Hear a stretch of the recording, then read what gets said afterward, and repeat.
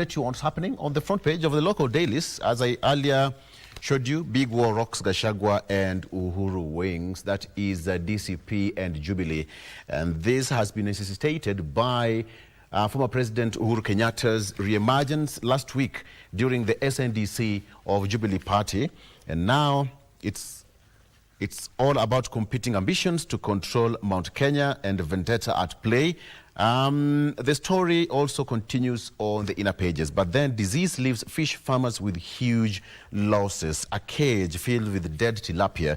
These are fishermen who actually practice fish cage farming, and now because of some diseases, that is what's happening. I'm told that Regina is back. Talk of Kisumu. Can we just go back and listen? Coming back to Nairobi, we are talking about the issue to do with the control of Mount Kenya. That is on the front page of the Star newspaper. Now, let me go further.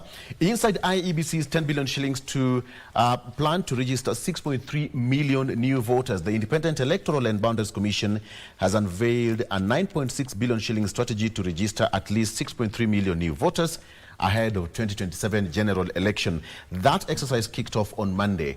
Kindly, if you have not registered as a voter, take it. Right now, there are no queues. There are no queues. It will take you around 10 minutes and less than 10 minutes, and you're out of a polling center or a station. Just register right now. Don't wait for last minute. That will give you a lot of pressure. All right, that is what I have here on the front page of the Star newspaper. Again, Obado's 235 billion shillings anti-graft deal at risk after EACC reject plea again. That is on the front page. And of course, the story, it has been happening for quite some time with regards to the former governor. Ex-MP, Boston Marathon champion Lagat Mond, of course, that also goes hand in hand with the requiem mass of the late Cabinet Minister Dalmas Otieno, which was actually conducted yesterday at the Don Bosco Church in Upper Hill, and Kenyans are just giving their eulogizing the two leaders in the public sector and how they contributed to the growth of the country. Of course, that is the big question here, is the big statement where there is a big war that rocks Uhuru and Gachagua wings. After former President Uhuru Kenyatta and SNDC last week on Friday, now there is emerging war between the DCP and Jubilee.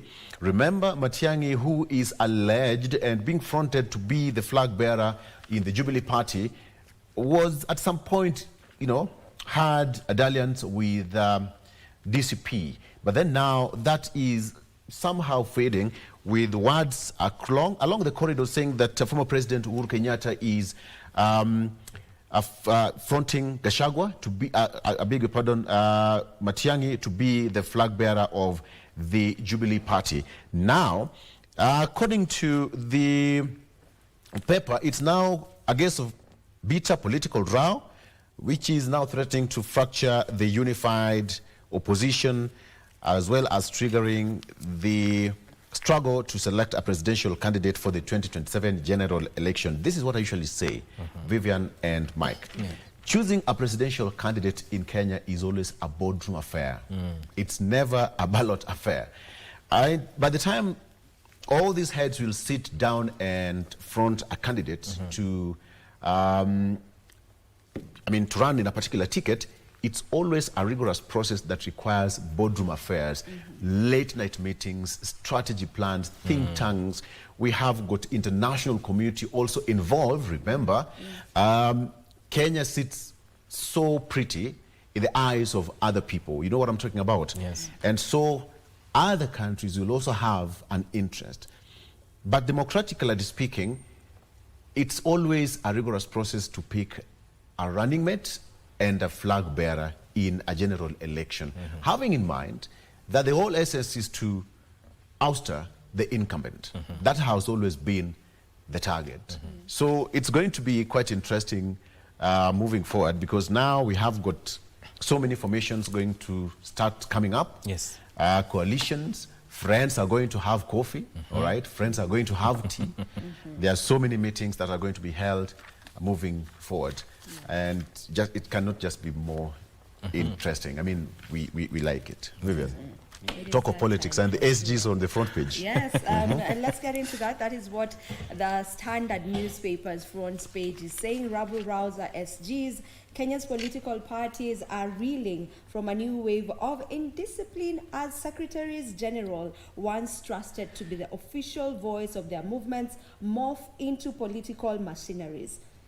From ODM's Edwin Sifuna to Jubilee's Jeremiah Kioni and UDA's Hassan Omar, the misuse of party logos and platforms to settle personal scores is fueling bitter contradictions, sowing to confusion and raising questions over whether party leaders or their renegade secretaries truly speak for the rank and file. That is the main story on the Standard, and that story has been fleshed out on page 4 of the Standard. Another story highlighted on the front page, we have a medics to down tools, healthcare in turmoil, with doctors, clinical officers and laboratory staff threatening to rally behind their striking Kiambu colleagues who have been on strike for the last 4 months. The country is staring at a paralysis of services that could plunge patients into unprecedented suffering. Another story on the front page, we have AGOA, Kenya looks to China for duty-free exports. All right, let me continue with that. Thank you. That's a very smooth transition. Still on that, Vivian. You talked about Sifuna, you talked about Jeremiah Kioni, as well as Hassan Omar. Now, when you come to political parties, do you know the people who have a lot of power? A lot of power when it comes to political decision making, they are the ASGs. Yes. So that's why they have got a lot of work to do. All right, yeah. Mike? And there's a lot of, it's a lot of, to manage the party, because in most cases, they have to liaise with the party leader and even agree on the way forward when it regards matters to do with the political party. Let's look at what is being reported on the front page of the Daily Nation. Uhuru move jolts Ruto, Gachagua. Twice in 8 months, retired President Uhuru Kenyatta has held talks with his successor William Ruto, giving the impression of a ceasefire by the former allies turned foes. But the return of Mr. Kenyatta to the political arena with bare knuckles attack on the government has collapsed the short-lived truce and also upset opposition leaders who were not spared his stinging criticism. What is he up to? Read that story in detail on page 4 of the Daily Nation. Another story that is making headlines here is ex-KNH boss, 229 million cash assets frozen in draft drawer. The High Court has frozen money in bank accounts, bonds, properties worth 229 million belonging to suspended Kenyatta National Hospital Chief Executive Officer Dr. Ivanson Kamuri on suspicion the wealth was acquired corruptly. Justice Lucy Njuguna ordered the preservation pending the filing of a petition by the Anti-Graft Commission. That story is told on page 5 of the Daily Nation. Team to probe school sex pests. The Education Ministry will set up a specialized unit to address rising cases of teenage pregnancies. Since January 2024, 69 teachers have been sacked by TSC for sexually abusing learners. That story is told on page 6 of the Daily Nation. Former DO recounts Al-Shabaab captivity. In January 2012, Edward Yese, then a district officer in Wajir County, was kidnapped by Al-Shabaab terrorists. He speaks out on his harrowing ordeal during his 19-month captivity in Somalia. Another story that is making headlines, and it regards IEBC. IEBC blames mistrust for 61 billion shillings elections budget. Kenya's elections are among the most costly in the world at over 2,000 shillings per voter, way above the 646 shillings benchmark. The poll agency says suspicions on vote rigging force expensive actions like printing ballot papers abroad. That story is told in detail on page 10 of the Daily Nation. Let's look at sports on the back page of the Daily Nation. Kenyan coach Ali has big plans for Mogadishu club. Abubakar looks to defend Somali Premier League title and return to CAF contest stronger. How mission to shed off weight-shaped Lagat into celebrated marathoner. Read that story on the back page of the Daily Nation. That is what is captured on the Daily Nation. Victor? Vivian, continue that bit of it. Okay, we have on the Standard, going into the pages, we have MPs want former NHIF boss staff arrested over loss of public funds. Now, lawmakers are now calling for the prosecution of officials of the defunct NHIF while considering a report of the National Assembly's Public Investment Committee on Social Services and Agriculture. MPs said the officials, including the former CEO, that is Mwangi Geoffrey, should be held accountable for the loss of public funds. So that is a story that has been written on page 2 of the Daily Nation. You can read it out over there. We have improved maternal medical scheme, Ruto tells Uhuru.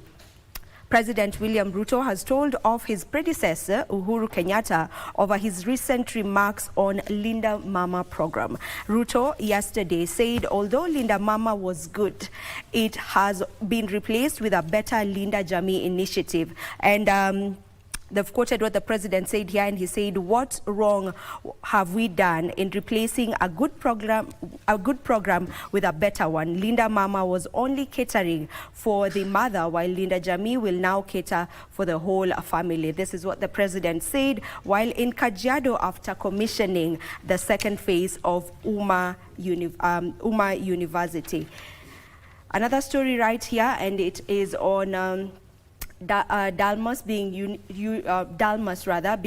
eulogized as a gentle political giant. Now, from crafting national reforms to mentoring young leaders, his influence ran deep. Friends, rivals, and family alike remembered him as a principled visionary who led with empathy and intellect. And he was eulogized as a development-focused, intelligent, and humble man who always sought for solutions. Then we have the story of the rogue SGs. You can read that on page 4 of the Standard. How KQ's 387 billion shillings dream crashed before takeoff. A parliamentary committee has heard that Kenya Airways' ambitious project, that is the Mawingu project, once touted as a game changer for the national carrier, became one of its most expensive ventures that ultimately failed to take off. Now, an ambitious multi-billion plan to dominate African skies collapsed, leaving the national carrier in debt. All right. All right. Do we finish off with a... Okay. Yes. Okay. Let's take a break. I think it's a good time we take a quick break. Yeah. Absolutely. Okay. And when you come back, Mike, we'll be circling back with you. And yes, then later on with the Deputy Governor, Ayub Safula. Stay with us.